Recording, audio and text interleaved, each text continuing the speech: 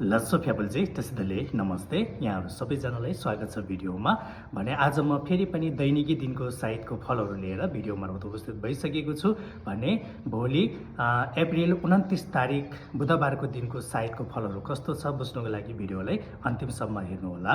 भने भोलि न्वारन धार्मिक कार्य गर्नुको लागि चाहिँ वञ्चित गरेको छ है। भोलि न्वारनको लागि चाहिँ एकदमै नराम्रो साइत छ। त्यसैले तपाईहरुको घरमा कसैको न्वारन परेको छ भने चाहिँ नगर्नु होला है। नभए यदि गरेमा चाहिँ नानीलाई उल्टो घातक हुने, हानि हुने, उल्टो बिघ्न बाधाले सताउने हुन्छ। त्यसैले वञ्चित गरेको दिन, तिथि नभएको दिनमा अथवा साइत नपरेको दिनमा चाहिँ कुनै पनि कार्य गरेको राम्रो मानिदैन है।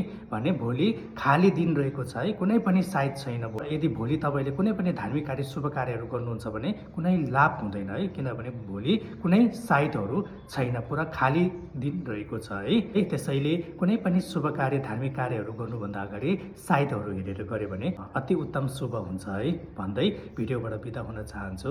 यालसो थुजेसे।